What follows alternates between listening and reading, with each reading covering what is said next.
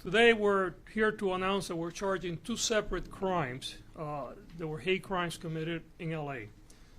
The first one is Clinton Dion. He is accused of vandalizing a synagogue, a church, and several businesses in Burbank and Glendale in November. The defendant allegedly sprayed swastikas, an iron cross, and the SS Nazi symbol on the Temple Emmanuel and Emmanuel Church, the garage of an apartment complex, and the City of Burbank utility box. He's also accused of leaving anti-Semitic messages at an IHOP restaurant in Glendale. And in Glendale, he's accused of marking a swastika and other anti-Semitic messages on multiple locations throughout the city. In addition to the 12 felony counts, he faces special allegations for committing hate crimes. If convicted of all charges, he faces a maximum of 20 years in state prison. In a separate case, we filed charges against Harris J. Silagi for assaulting an elderly Jewish couple who were walking to a synagogue during Hanukkah holiday in Beverly Hills on December the 9th. The 75-year-old victim, who wore a yarmulke, was struck using a belt buckle and suffered a deep laceration to his head. Today, the defendant is charged with 1 count of elder abuse, 1 count of assault with a deadly weapon, 2 counts of assault with force likely to produce great bodily injury, and 1 count of attempted robbery. He also faces special allegations for committing a hate crime and inflicting great bodily injury. This case is along with the recent case we charged against a suspect who terrorized a Jewish family in their home, shows a disturbing trend of anti-Semitic hate crimes that have spiked, and we're seeing this disturbing uptick in hate crimes. Let me unequivocally state the hate crimes against any individual group based on their identity, religion, race, sexual orientation, or gender identity will not be tolerated in our county. I want to assure members of the Jewish community that we stand in solidarity with them and that we will continue to aggressively prosecute these cases. Our nation is facing a crisis of hate crime, and these cases are symptoms of that.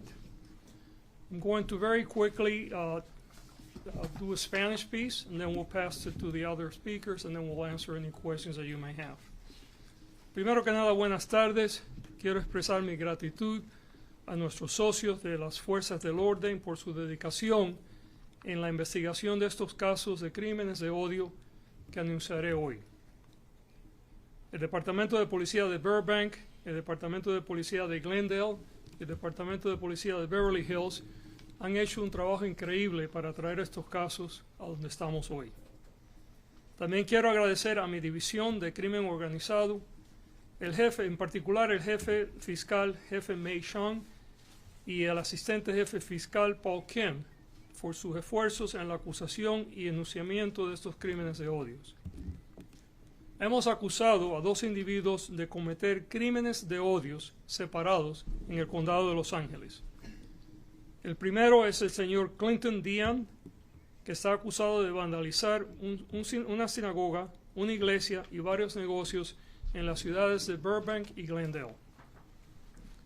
El acusado presuntamente roció esvásticas, una cruz de hierro y el símbolo nazi de la SS en el Templo Emmanuel y en la Iglesia Emmanuel y el garaje de un complejo de apartamentos y una caja de utilidades de la ciudad de Burbank.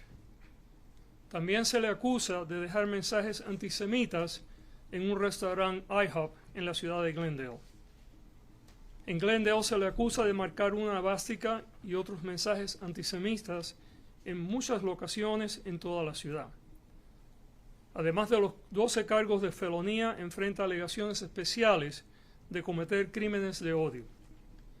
Si es condenado por estos cargos, enfrenta 20 años en la prisión estatal. En un caso separado, presentamos cargos contra Harris J. Silagi por asaltar una pareja judía de edad avanzada que caminaban hacia una sinagoga durante la festividad de Hanukkah en Beverly Hills en diciembre 9. La víctima de 75 años, que llevaba una yarmulke, fue golpeada con una hebilla de cinturón y sufrió una profunda laceración en su cabeza. Hoy se le imputan cargos de abuso de ancianos, un cargo de asalto con un arma mortal, 2 cargos de asalto con fuerza que probablemente produciría gran daño corporal y un cargo de intento de robo. También enfrenta la alegación especial de cometer un crimen de odio e infligir gran daño corporal. Estos casos, juntos con el caso reciente que acusamos a otros sospechosos que aterrorizó a una familia judía en su hogar, muestran una tendencia preocupante. Los crímenes de odio antisemitas han aumentado y estamos viviendo un inquietante incremento de crímenes de odio. Déjeme ser absoluto y claro. Los crímenes de odio contra cualquier individuo o grupo basado en su identidad, religión, raza, orientación sexual o identidad de género no serán tolerados en nuestro condado. Quiero asegurarle también a los miembros de la comunidad judía que nos solidarizamos con ellos y continuaremos persiguiendo agresivamente estos casos. Nuestra nación enfrenta una crisis de crímenes de odio y estos casos son síntomas de eso. Quiero ahora pasarle, I'm going to pass it now down to Chief Sid and thereafter the other speakers. And then we'll answer any questions. Afternoon. I'll be brief with my comments and really wanting to just reiterate much of what the DA just touched on. But I'll start by saying the Glendale Police Department, as well as all our law enforcement partners, take acts of hate and hate crimes in our community incredibly serious. You will see us continually bring all our resources to bear to really be assertive in responding to these acts in our community. We're going to work collaboratively with the belief that any attack on any segment of our community is really an attack on our entire community. I think this instance that we saw in Glendale and in Burbank is a great example of collaborative police work between the Glendale Police Department and our partners at the Burbank Police Department, then followed up by a great deal of support and collaborative effort with our district attorney's office in getting charges filed. And then the last piece, which I think is important to mention, is the collaboration with our community, be it the ADL or other community groups, in working with them, reaching out to our community, making sure that every segment, in this case, our Jewish segment of our community, knows that this won't be tolerated, and that we are here to support them, and we'll bring all our resources to bear to ensure that the folks that are perpetrating this stuff in our community won't be acceptable. Thank you for your time this afternoon, and I'll pass it on to the next speaker. Good afternoon. My name is Jeffrey Abrams. I'm the Los Angeles Regional Director for the Anti-Defamation League. I first want to stress what Chief Sid said, which is that we work in partnership each and every day. And so first I'd like to thank both the Glendale and the Burbank police departments for removing a terrorist threat to their community. That's what graffiti is. It's meant to terrorize. And to the Beverly Hills Police Department for their swift and prompt action in arresting somebody who committed a vicious anti-Semitic assault, whipping an elderly Jewish man on his way to synagogue with a belt. Now, the context for this is a surge of anti-Semitism, not just in our fine city, but around our country. Just since October 7th, ADL has received over 2,000 reports of anti-Semitic incidents around our country, a 337% increase year to year, and 40 acts of assault. Here in Los Angeles, ADL Los Angeles has received over 400 reports of anti-Semitic incidents. These are message crimes. And so today's filing of hate crime charges sends the same message, that in this city, in this county, hate will not be tolerated, whether it's assault, whether it's vandalism, whether it's harassment, and whether that's against the Jewish community or any other community. We at ADL are thankful that we have these kind of partners, all helping and working together to make our city safer. Thank you. Thank you. Our last speaker is Rabbi Heather Miller, who is a founding member of our Interfaith Advisory Board and the founder of Keeping It Sacred.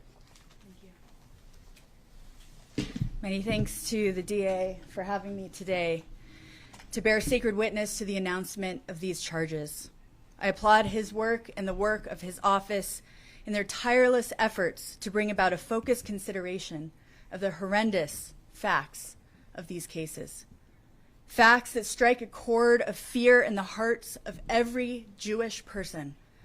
Swastikas on sacred sanctuaries, reminiscent of the horrors of the Nazis regime that many of our families have personal history with. Physical violence, rooted in anti-Semitism, a hatred that every Jew contends with, meant to intimidate and ignite fear. I can't help but feel the echoes of the Hanukkah story of 2,000 years ago that the Jewish community is remembering this week.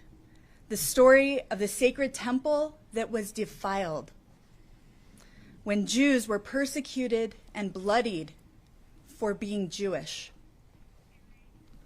Back then, the Jewish people found a way back into sacred spaces and into safety so that we were again able to light our menorah. Today, you and your office have lit the light of justice on these cases to allow our sacred spaces to be rededicated, a light of justice that will help inspire hope for the well-being of our people going into the future. Not just our people, but for that of others as well. Because those of us in the interfaith and multi-ethnic spaces of Los Angeles know that when one of us is threatened, all of us are threatened, especially with symbols like the swastika, which targeted Jews and also members of the communities of color, the disabled, members of the LGBTQIA community, and more. Especially during this time of a rise in hatred for all of our communities, we coalesce for goodness and out of concern of well-being for one another. Your work for justice is appreciated and applauded. Thank you for your leadership. Thank you so much, Rabbi, and thank you, Chief, and Mr. Abrams, and all the other police officials here. We'll take any questions that you may have right now from any of us. Yes, sir. Mr. Gaston, can you talk to us from a legal standpoint why your office is filing the special allegations of a hate crime, the legal aspect, and the overall arcing message that you're sending to the community? We want to send a very clear message. We have seen a rise in hate crimes starting in 2016, and that has continued. And we have seen, especially after the horrendous Hamas attack on Israel on October 7th, a tremendous increase of anti-Semitic crimes and activity. And we want to send an unequivocal message that this conduct would have very severe consequences. Our police departments are working tirelessly to make sure that these people are arrested, and we will do the same to make sure that they are prosecuted and hopefully convicted. Yes, ma'am. True that both men are transient? I do not have the answer to that, but I don't know if our legal team, Paul, are they any, you want to come up and, yeah, I don't know the answer to that. I don't know if the police department. I can only speak to the Glendale half. Okay, Manny, why don't you do that, please? Yeah, Paul. Yeah, so to answer your question regarding if at least the individual that perpetrated this in Glendale and Burbank, he is believed to be transient. Is he the same one that was in the wanted poster that you put out? That's correct. Yes, he is. For the Beverly Hills Police Department? Yes, and to answer your question, yes, he is believed to be experiencing homeless right now. He's homeless. So. Other questions? The special allegations, like what happens if he's convicted? Does that add on more time, or what does that do legally? Yeah, it does add more time on the case of the vandalism. The total period of time is 20 years. And Paul, you want to come in and speak, as to the various charges and their. Good afternoon, everyone. My name is Paul Kim. I'm a deputy DA in the Hate Crimes Unit. As far as the question, your first question, is whether or not the hate crime allegation in and of itself increases the sentence, and it does. There's a range, and the range has a maximum of 3 years, and that is as to each count. As far as your question regarding the charge of vandalism, the vandalism is of a religious institution, and so that individually carries a maximum of 3 years. Now, are there any other questions regarding any of the sentencing aspects of the crimes that we filed? Since you're up there, Mr. Kim, I may ask you, what happened in court today? Well, in court today, there was a doubt declared as to Mr. Silagi. Now, what that means is the defense attorney was uncertain as to whether or not Mr. Silagi was capable of understanding the nature of the proceedings against him. Consequently, pursuant to Penal Code 1368, criminal proceedings have been suspended, and they will be reinstituted once the competency of the defendant has been restored, and at that point, criminal proceedings will continue. So forgive my lack of a legal background. Sure. Does that mean he has to go through a process to figure out if he's competent to face trial, or Sure. in plain English, what does that mean? What it means is the defense attorney isn't sure that he can fairly advise his client. He's not sure that his client is aware of the charges against him. And if you're going to charge an individual and do a trial, then you have to make sure that the individual is fully aware of not only the charges that are against him, but that the rights he possesses as a criminal defendant as well. At this point, his attorney, who is the person that has spoken with him, has exercised his right to declare a doubt, and the judge has agreed with them. And what is the legal status of Mr. Dion? Is he in custody? What are the dates for the court hearings? What's the timeline? Mr. Dion is not currently in custody, so a bench warrant has been issued. Bail was set by Judge Carter in Burbank at $65,000, and once Mr. Dion is arrested, he will be arraigned on the criminal complaint. I have a question for Mr. Abrams. Of course. Can you talk about with his fueling? I mean, obviously we have the Israel-Hamas war right now, but can you talk about since October 7th, what is fueling all this anti-Semitism? Well, what we've seen since October 7th is really a continuation of what we've been seeing the last several years. I mean, just here in LA County, if you track the number of anti-Semitic incidents from 2017 to 2022, it's tripled here in Los Angeles. So since October 7th, though, we're seeing this, and it's not just a surge, it's a hurricane, it's a tsunami. And it is impacted by what is happening overseas, but what we are seeing unquestionably is an unmasking of latent anti-Semitism. This is not all directed at that particular conflict, and it's finding itself in places ranging from our K through 12 schools to our university campuses to businesses as well, which are not kosher restaurants or Jewish establishments, other than they're simply owned by someone who is Jewish. So we are seeing a normalization like we've never seen before, but it's not one factor alone, and it's not October 7th alone. You said that there were 400 incidents in LA County. Can you characterize them and give a range of, the most egregious and Sure. most common? So we receive, and as part of what we do at ADL is to receive reports of anti-Semitic incidents, and we basically categorize that into 3 categories. It is harassment, vandalism, and assault. Now, in the terms of assault, in the numbers I gave you, the 400 doesn't even include what we saw in Beverly Hills. And it's not isolated. We've also seen instances of violence happening at protests, which, as people exercise their First Amendment rights, this is a continuing concern that they turn violent. And we all have to urge, whatever side you're on, that they do not become violent. But we're also seeing harassment like we've never seen before in K through 12 schools. We're seeing acts of vandalism. It's almost a daily occurrence of a swastika at another school. And so it's become normalized. And the Jewish community feels in crisis right now. We feel under attack because we are under attack.